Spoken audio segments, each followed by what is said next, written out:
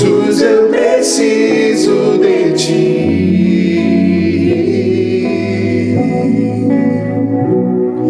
Me escutas quando clamo e acalma o meu pensar. Me levas pelo fogo, curando todo meu ser. Confio em ti, confio em ti. Creio que tu és a cura, creio que és tudo para mim.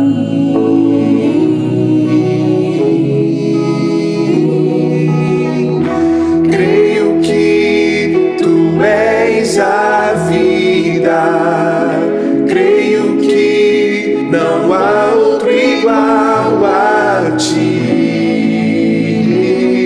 Jesus, eu preciso de ti.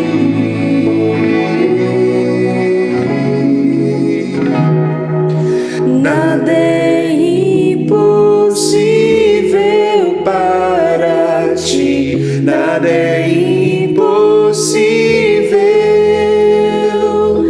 nada é impossível para ti. Tens o meu mundo em tuas mãos, nada é impossível para ti, nada é impossível, nada é impossível para ti. Tens o meu mundo em tuas mãos.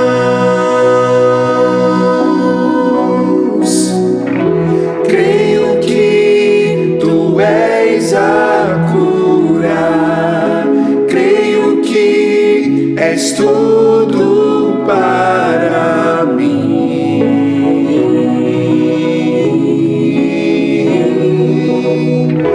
Creio que tu és a vida, creio que não há outro igual a ti. Jesus, eu preciso de ti. Não há outro igual a ti. Jesus, eu preciso de ti.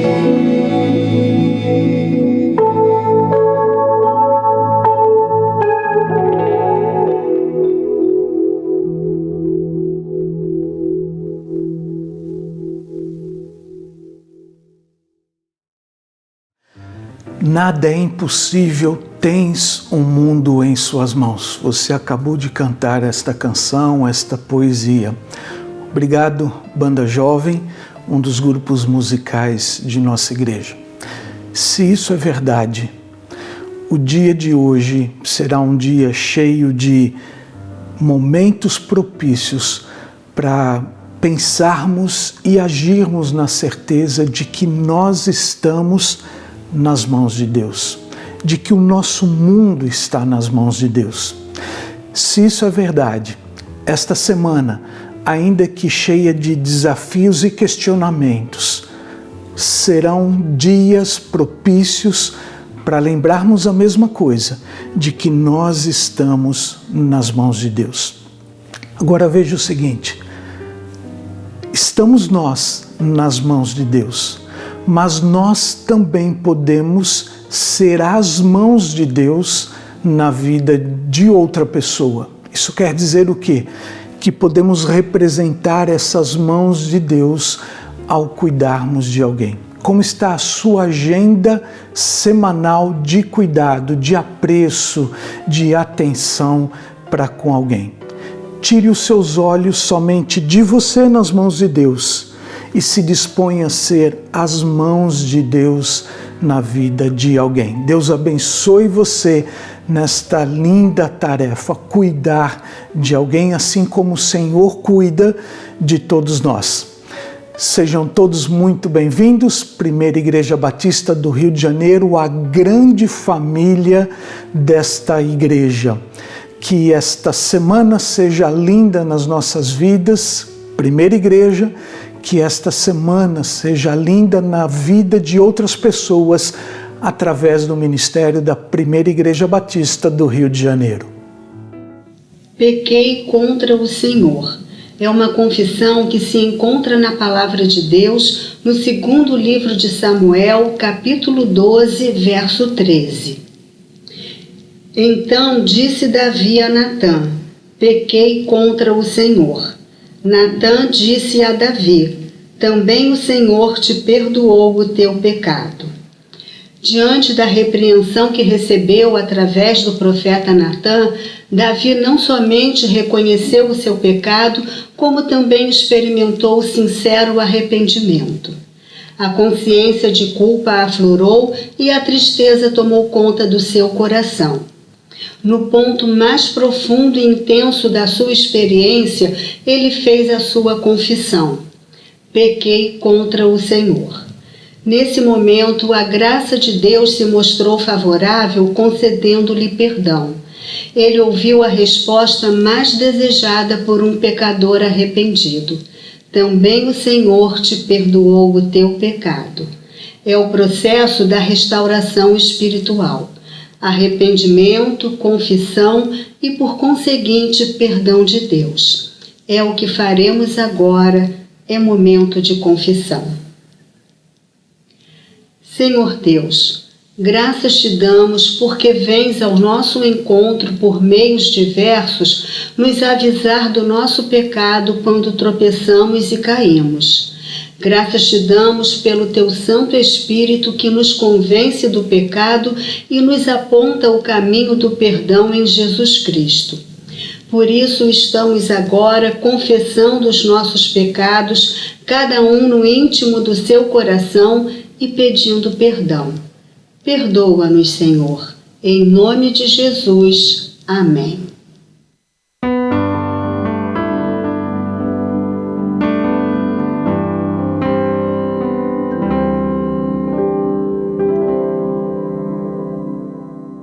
Temos uma linda família espiritual na Primeira Igreja Batista do Rio de Janeiro.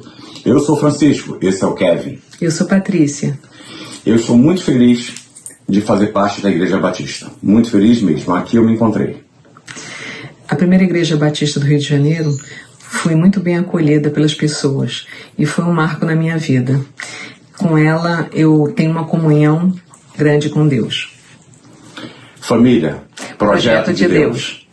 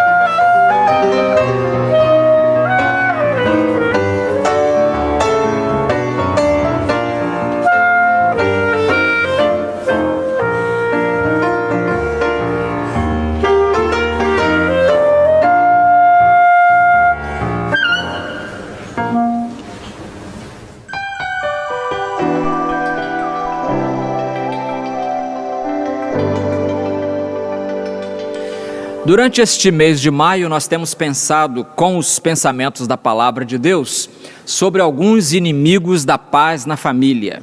Vimos, por exemplo, que a ingratidão é um deles, vimos que a violência doméstica é outro, vimos que o ódio também é, e hoje nós vamos ver um outro inimigo.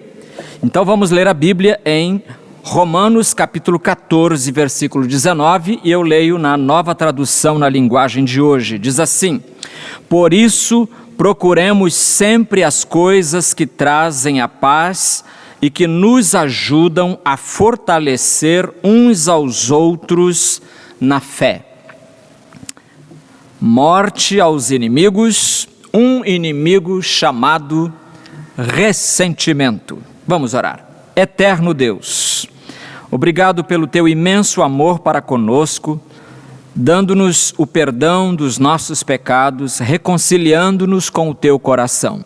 E agora pedimos que nos abençoes enquanto meditamos nos pensamentos da tua palavra, em nome de Jesus. Amém. É idiotice, não tem outra palavra, pensar que a minha família é a pior família do mundo.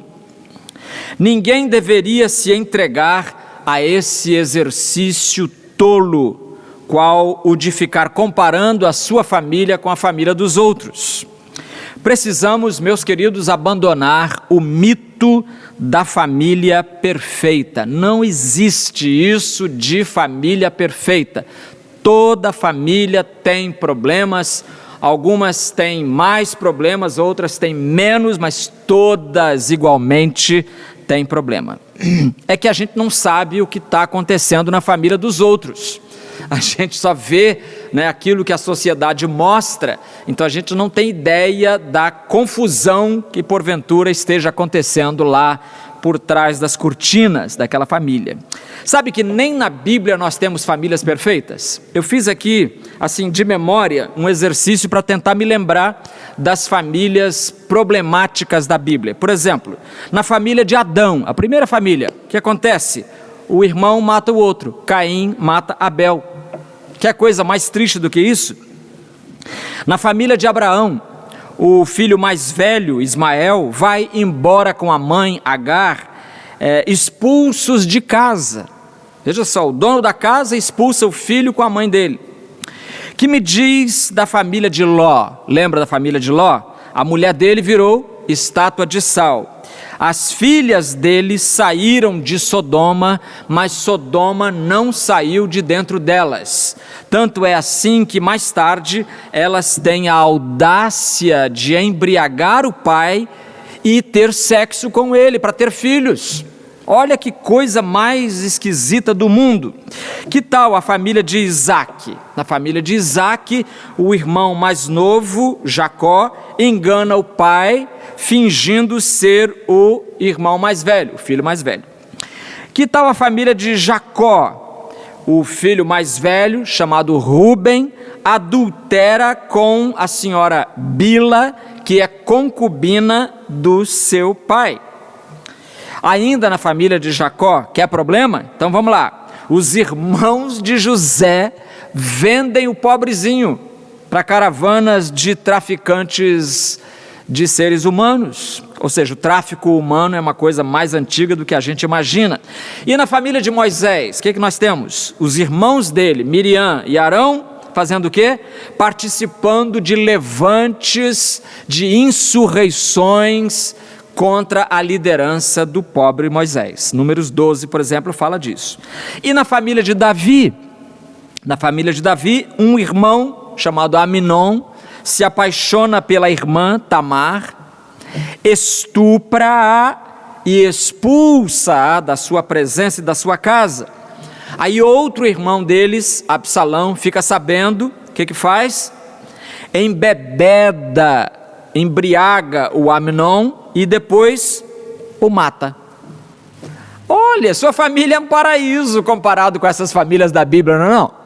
Meu Pai do céu, você viu quanta coisa ruim acontecendo nas famílias e coisas que estão registradas na Bíblia. Isso não é alguém que contou que pode ter acontecido, aconteceu e a Bíblia registrou. Nós não somos muito diferentes dessa turma da Bíblia, não. Se a graça de Deus não nos socorrer, nós também acontecerá conosco aquilo que a escritora contemporânea Marta Medeiros chamou de vamos mergulhar fundo nas relações caóticas. As relações domésticas se tornarão cada vez mais caóticas, porque de ressentimento em ressentimento nós criaremos as condições para a produção de uma hecatombe. Ou seja, vai morrer muita gente. Como é que a palavra de Deus trata desse assunto? De gente alimentando ressentimento um contra o outro, de irmão contra irmão, e esse ressentimento vai crescendo ao ponto de descontroladamente controlar o sujeito e fazer com que ele se torne um assassino do seu irmão. Será que a Bíblia tem como desarmar essa bomba chamada ressentimento e nos proporcionar um ambiente melhor em família? Graças a Deus, sim. E nesta manhã eu desejo repassar com os irmãos 3 momentos bíblicos que mostram como o ressentimento é um tiro no pé. São lições procedentes de 2 parábolas contadas por Jesus e algumas exortações apostólicas registradas no Novo Testamento. Então, vamos ver em primeiro lugar a primeira parábola, a parábola do credor sem compaixão. Essa parábola contada por Jesus e registrada em Mateus capítulo 18, vai nos mostrar que é possível odiar tanto que a gente não tem mais condições de perdoar. O ressentimento vai crescer muito. A parábola foi contada em resposta a uma pergunta que Pedro fez a Jesus, e ela está em Mateus 18, 21. Senhor, olha a pergunta, até quantas vezes deverei perdoar meu irmão que pecar contra mim? Até 7 vezes? Senhor, até quantas vezes deverei perdoar o meu irmão que pecou contra mim? Até 7 vezes. Jesus responde, não te digo que até 7 vezes, mas até 70 vezes 7. A pergunta de Pedro é muito interessante. Por quê? Porque os rabinos, os líderes espirituais, os líderes do judaísmo, eles prescreviam que uma pessoa ofendida pode perdoar ao seu ofensor em até 3 vezes. Então, 3 vezes o mesmo pecado repetido 3 vezes, eu devo perdoar. Até 3, na 4ª vez aí não, diziam os rabinos. Até 3 vezes. Então Pedro acha que ele está, e Pedro sabia disso, como bom judeu, então ele acha que ele está indo além dessa informação, e ele quer sugerir, será que até 7 vezes eu devo perdoar? Talvez pensando, bom, Jesus vai elogiar essa atitude, porque se os rabinos mandam perdoar até 3, eu estou falando até 7, o dobro mais uma, então eu posso perdoar. Mas Jesus responde, né? Não só até 3 ou até 7 vezes, mas até 70 vezes 7. Ou, como dizem algumas traduções, que o original também permite isso, até 77 vezes. A questão aqui aritmética é o mínimo que importa. A aritmética aqui não manda nada. O exagero de Jesus, perdoar em vez de 7 vezes, 70 vezes 7 ou 77, o exagero é para dizer que não há limite para o perdão. É isso que Jesus está enfatizando. Não há limite para o perdão. E aí, para confirmar esse ensino e para torná-lo ainda mais claro, Jesus conta a parábola do credor sem compaixão, registrada em Mateus 18, 23 a 35. O resumo dessa parábola é o seguinte: 2 homens dois homens estavam devendo muito. Só que um devia muito mesmo, o outro era bem menos. Um devia ao rei uma quantia enorme, que Jesus coloca aqui, 10.000 talentos. Para a gente hoje já não comunica muito, mas a gente vai tentar entender. 10.000 talentos o sujeito devia ao rei. E alguém fez um cálculo, quanto seria 10.000 talentos hoje? Calculando assim por baixo, seria a bagatela de 5 milhões de dólares, ou seja, 30 milhões de reais. 30 milhões de reais, o sujeito devia ao rei. E para ter uma ideia do volume dessa dívida, alguém fez um cálculo e imaginou o seguinte: era tanto dinheiro que ele devia, mas era tanto, que ele precisaria ter um exército de umas 8.600 para 9.000 pessoas, um exército de 9.000 pessoas, vamos arredondar para cima, cada uma com um saco de moedas de meio centavo, cada saco pesando 30 quilos, e com uma distância de 1 metro entre uma pessoa e outra. Esses 9.000 soldados, essas 9.000 pessoas, formariam uma fila de quase 9 quilômetros.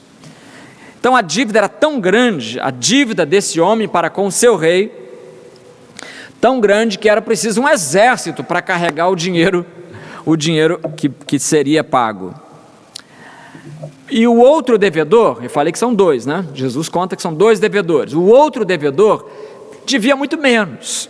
Ele devia 100 denários. A palavra denário é de onde vem a palavra dinheiro em português, denaro em italiano, dinar em árabe. Então é a mesma palavra. Era uma unidade monetária inventada aí uns 200 anos antes de Cristo, e depois durou mais uns 200, a grosso modo.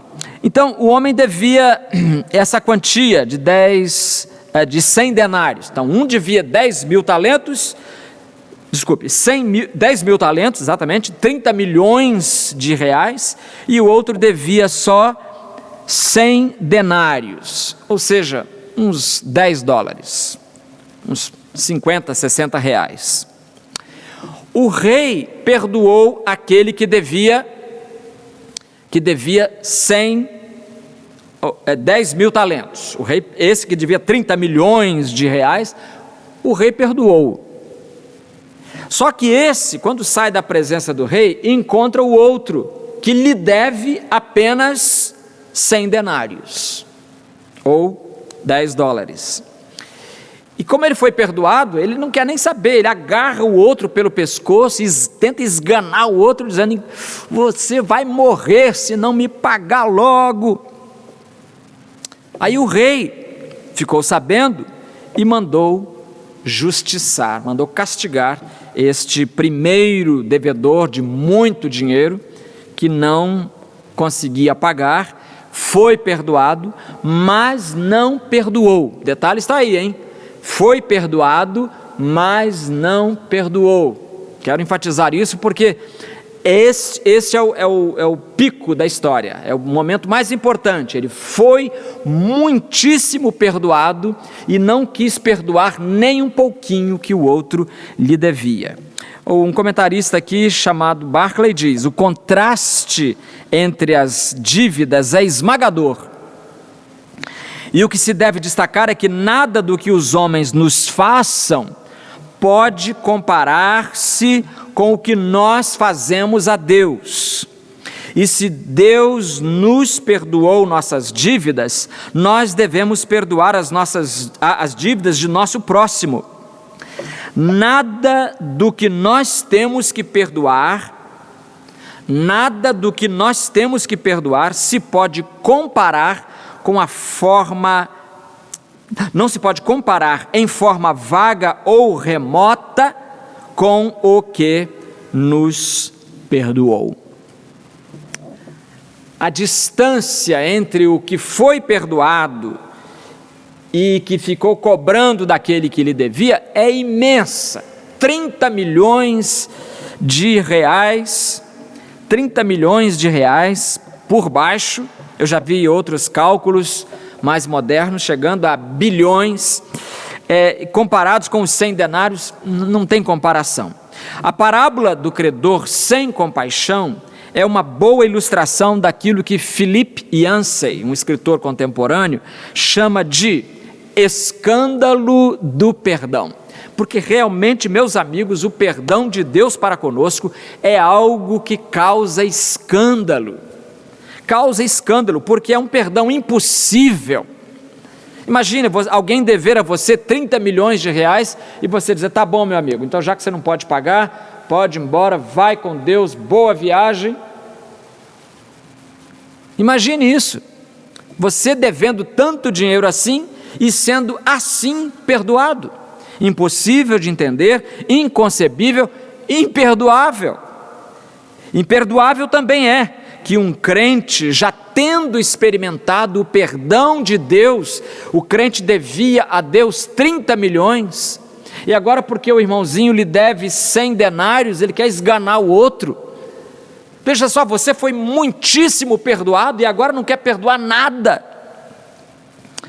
Então, é inconcebível, imperdoável. Se você tem dificuldade em perdoar alguém, meu irmão, minha irmã, faça uma análise do seu coração, revise os seus relacionamentos. Encontrou ali alguém que está atravessado na sua garganta, alguém que não desce, alguém cuja presença é impalatável, então faça esse exercício, ore a Deus e peça ajuda específica do Senhor sobre aquilo. Se há alguém na sua família, mais imperativo ainda você orar sobre isso, porque como é que pode conviver debaixo do mesmo teto se um não aguenta a presença do outro? O crente perdoa porque ele também foi perdoado. Então essa é uma parábola, a parábola do credor incompassível, que eu acho chocante. Eu podia parar aqui e ir embora, dizer tchau para vocês, mas eu tenho outra parábola. Tem uma outra parábola que, em segundo lugar, que é a parábola do filho pródigo. A parábola do filho pródigo mostra que não há convivência que sobreviva à falta de perdão. Se faltar perdão, não tem casamento que dure, não tem emprego, você não para emprego nenhum, você não tem relações com boas relações com seus vizinhos, o condomínio não vai aguentar você, porque precisa haver perdão. E esse é um outro caso chocante de ausência de perdão, essa história que Jesus urdiu, fez e contou para uma multidão que estava em seu redor. E essa parábola está em Lucas 15, de 11 a 24, e ela é tão boa que ela é chamada a estrela das parábolas. A estrela das parábolas. Resumindo, é a história de um filho caçula que diz ao pai que quer a sua herança imediatamente. E de posse da sua herança, ele pega um avião para longe e vai para uma terra distante. Significa que querer distância da casa do pai já é uma evidência da falta de humildade e falta de gratidão desse menino.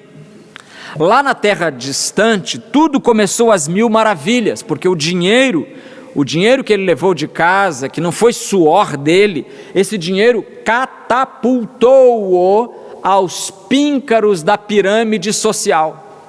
Ele foi lá para cima, era bem recebido, banda de música, enfim, risonhos, amigos, fáceis mulheres, festa aqui, festa ali, era uma alegria só a vida desse menino, mas era uma alegria falsa, porque tudo dependia do dinheiro do pai. E o que vai acontecer quando esse dinheiro acabar? Mal gasto, claro, o dinheiro acabou. E então ele finalmente descobriu que a moeda da vida tem dois lados. E ele passou a passar necessidade, começou a querer as coisas e a não tê-las, a não as ter. E ele também ficou sem alegria, tristeza lá, sozinho, sem amigos, sem comida, sem esperança. A Bíblia diz que ele foi cuidar de porcos. E aí caiu numa depressão profunda. E no fundo do poço, graças a Deus, ele se lembrou da casa de onde saíra. Se lembrou da casa do pai. Pensou até em voltar, mas não ficou só no pensamento, ele voltou mesmo. E aí ele chega em casa, só que ele saiu em glória e agora volta em humilhação. Mas eu digo a você, se ele não tivesse voltado, provavelmente teria morrido lá junto com os porcos, e seu corpo seria lambido pelos porcos e talvez até devorado por eles. Ou seja, esse rapaz teria virado ração de porco. Teria virado ração de porco. E como é que o pai o recebe? O pai o recebe de braços abertos, com o perdão oferecido ali imediatamente. E o pai, ao recebê-lo, faz uma festa. E este é o apogeu dessa narrativa, a festa do retorno do menino levado. A festa do retorno do menino que pegou a sua herança e torrou lá longe. Aí entra um personagem na história, personagem não muito simpático, nada simpático, que é o irmão mais velho. E aliás a Bíblia diz que Jesus contou essa história, essa e as outras do capítulo 15 de Lucas, da moeda perdida e da ovelha perdida. Jesus contou para mostrar que os fariseus eram aquele tipo filho mais velho. Eles estavam achando que eles eram melhores do que os pecadores, que os outros pecadores. E o filho mais velho, então, quando chega do campo e ouve a música, vê as danças e aquele cheiro de churrasco no ar, ele pergunta, ele nem tem coragem de entrar e ver o que está acontecendo. Ele chama um empregado, meu pai pirou? O que houve aí dentro? Uma festa sem programação nenhuma? Que história é essa? E aí no Lucas 15, 28 diz, mas ele se indignou e não quis entrar. Ele se indignou e não quis entrar. Então o pai saiu. O pai saiu e insistiu com ele. O pai teve que se humilhar, de deixar a festa e de tentar convencer o filho mais velho a entrar na festa do filho mais novo. Dá para entender? Dá. É porque o pai perdoou, mas o filho mais velho não. O coração do pai estava aberto para o filho mais novo. O coração do irmão estava fechado para o filho mais novo. E por isso Jesus contou essa parábola, porque os fariseus agiam justamente daquela maneira. Agiam, eu disse? Não, eles agem até hoje desta maneira. E nós não sabemos o que doeu mais no pai, se foi a partida do caçula e o desperdício da herança, ou se foi a falta de perdão do filho mais velho. As duas atitudes machucam o coração do pai. Então, duas parábolas eu disse, né? A parábola do credor sem compaixão, a parábola do filho pródigo, e por fim nós temos duas ou três exortações gerais. A primeira delas é que o apóstolo Paulo escreveu em Efésios 4, 32. Sede bondosos e tende compaixão uns para com os outros, perdoando uns aos outros, assim como Deus vos perdoou em Cristo. Efésios 4:32 diz que Deus nos perdoou em Cristo, e da mesma forma como Ele nos perdoou, nós também devemos perdoar os nossos irmãos. Quando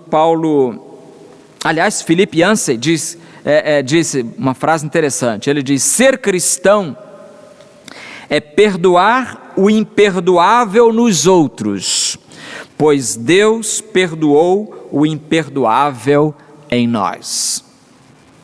Ser cristão é perdoar o imperdoável nos outros, pois Deus perdoou o imperdoável em nós. Lá escrevendo a Timóteo, segunda carta a Timóteo, capítulo 3, o apóstolo Paulo começa a descrever o tipo de gente que vai viver nos últimos dias.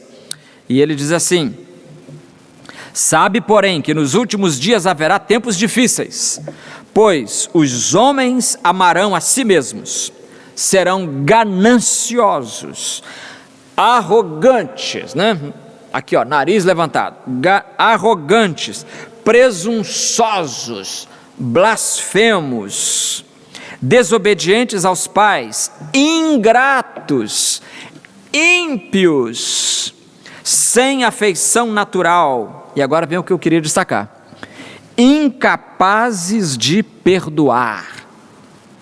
Veja que Paulo está descrevendo o comportamento dos ímpios nos últimos dias. Só coisa ruim, como diz o povo, só coisa ruim, como diz a gramática, mas é mesmo, gente braba, incapazes de perdoar. Depois continua: caluniadores, descontrolados, cruéis, inimigos do bem.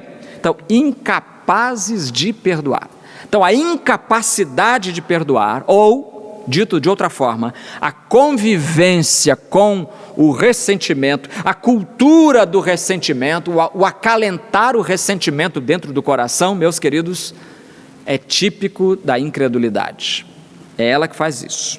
O autor de Hebreus também não deixa por menos. O autor de Hebreus, então, aquela frase famosa, Hebreus 12:15, cuidado para que ninguém se abstenha da graça de Deus, que nenhuma raiz de amargura brotando vos perturbe, e muitos sejam contaminados por meio dela. Ouviu isso? Raiz de amargura. Quando a gente vê uma árvore, a gente não vê a raiz, a gente só vê a folhagem, a copa, o tronco, mas as raízes estão enterradas. E esse é o problema da amargura, ninguém percebe, mas ela está lá enterrada no coração da gente, e com isso ela contamina toda a árvore. Meus irmãos, o ressentimento pode nos brutificar, ou nos bestificar, como sugere uma tradução do Salmo 73, 21 e 22, uma tradução que diz assim: quando os meus pensamentos se tornaram amargos, e os meus sentimentos feridos, tornei-me bruto como uma besta. Tornei-me bruto como uma besta. Por isso que eu estou dizendo que o ressentimento pode nos brutificar, pode nos bestificar, nos bestializar, nos transformar em bichos do mato, com os quais é impossível conviver. Então é imperativo que nós desfrutemos o perdão de Deus e concedamos o perdão aos que nos circundam, àqueles com quem convivemos. Quero terminar com uma história que diz que um homem estava dormindo e foi acordado no meio da noite com o telefone tocando. E ele pegou assim, ainda meio grogue, pegou o telefone, e aí ele notou que tinha uma voz feminina do outro lado e a moça estava soluçando. E ela disse: papai, estou grávida. Ele ficou zonzo, atordoado, mas ele conseguiu falar de perdão para aquela moça, para sua filha, orou com ela. No dia seguinte, já refeito, ele e a esposa se determinaram a escrever uma carta à sua filha, que morava numa outra cidade, e então escreveram uma carta falando do perdão. Daqui a pouco eu vou ler um pouquinho da carta, que tem aqui os termos da carta. 3 dias depois desse telefonema, esse mesmo homem recebeu outro telefonema. A filha estava chocada com as cartas, porque não foi ela quem ligou. Não foi ela quem ligou. Outra pessoa, uma outra moça, emocionalmente abalada, havia discado o número errado. Isso já aconteceu com todo mundo. Mesmo assim, as cartas não foram perdidas. Suas expressões de amor incondicional, as expressões de amor incondicional da parte do pai e da mãe, são agora um bem precioso para essa filha, para a filha de verdade. Porque lá pelas tantas, as cartas dizem assim. O pai disse, escrevendo: embora eu chore por dentro, não posso condená-la, porque eu também peco. A sua transgressão não é pior do que a minha, é apenas diferente. Tudo vem do mesmo pacote de pecado que você herdou de nós. Estamos orando muito, amamos você mais do que posso dizer e a respeitamos também, como sempre. Lembre-se, o amor de Deus está até mesmo nisso. Olha que interpretação saudável desse pai, né? Lembre-se que o amor de Deus está até mesmo nisso, talvez especialmente nisso. Deus nos dará a vitória. Esperamos você aqui em casa, com amor, papai. Eu acho que Deus poderia também escrever uma carta para a gente, aliás, ele já escreveu, e nessa carta ele diz a mesma coisa. Ele diz: esperamos você aqui em casa, com amor, papai. Vamos orar. Ó Senhor, damos-te muitas graças, porque em Cristo fomos perdoados. O sacrifício dele feito ali na cruz do Calvário não foi em vão. E nós podemos hoje desfrutar da bênção da salvação e da graça preciosa que deriva desse gesto do teu Filho. Agora, Senhor, pedimos que nos abençoes, nós que fomos tão perdoados, ajuda-nos a perdoar também. Em nome de Jesus. Amém.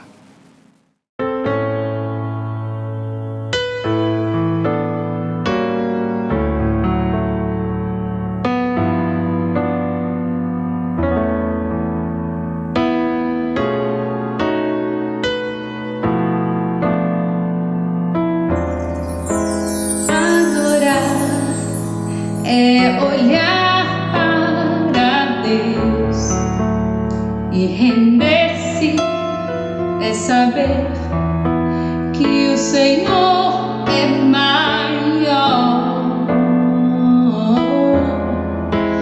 bem maior que os meus medos, maior que os meus erros, é buscar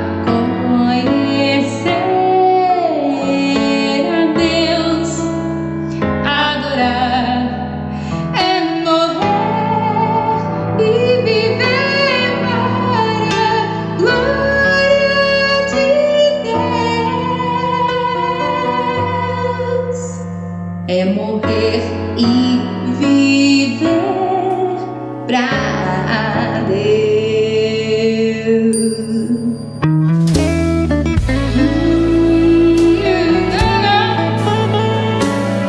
Queremos te adorar, Senhor. Queremos conhecer mais e mais. Queremos adorar. É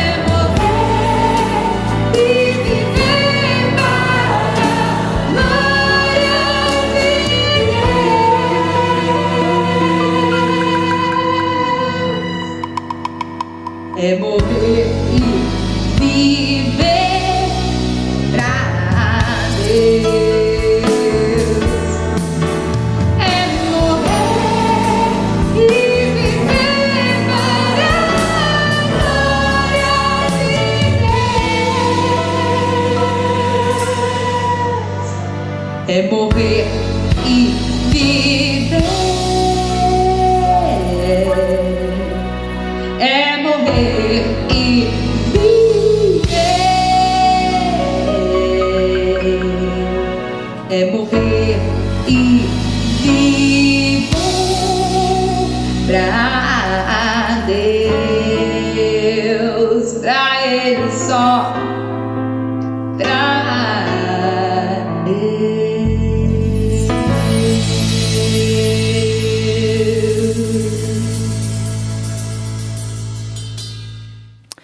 Nós nos despedimos de você nesta manhã, agradecidos pela sua participação no culto desta hora. Que o Senhor continue abençoando a sua vida ao longo do dia, que esse domingo seja enriquecedor na sua experiência espiritual.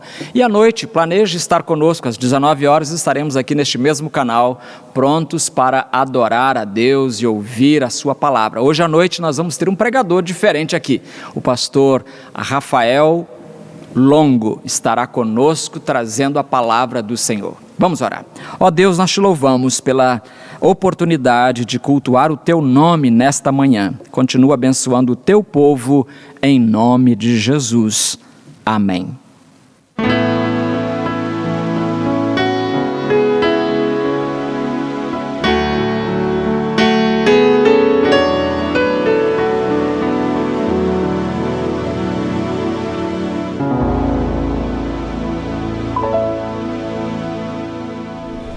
Eu encontrei alguém que me faz sonhar, que me estendeu seus braços de amor para que eu pudesse levantar. Bem maior do que eu possa entender, a alegria eterna de um novo ser. E encheu meus lábios com um novo louvor, e agora eu o tenho, meu maior amor.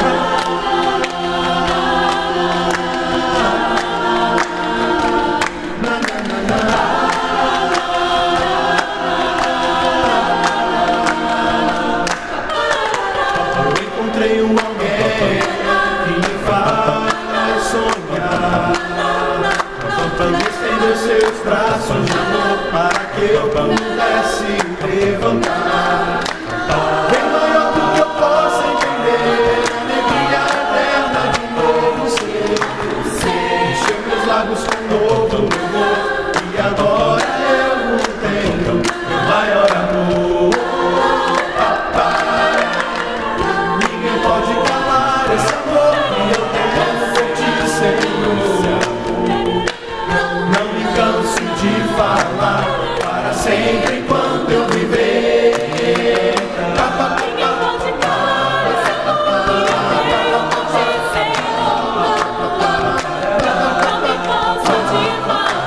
Para sempre enquanto eu viver.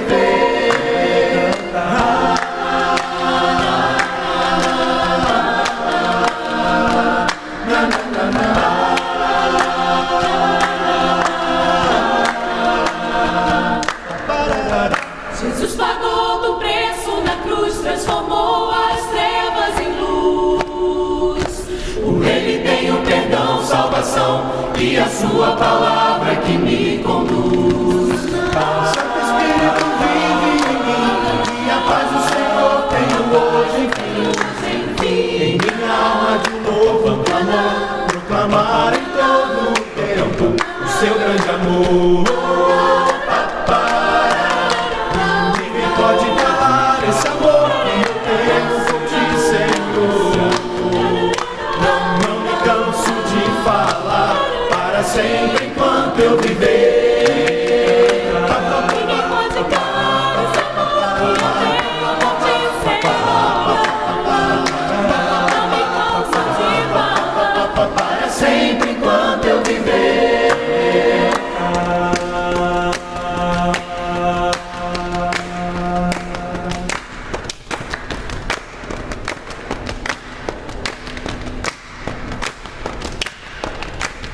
Ninguém pode calar esse amor que eu tenho por ti, Senhor.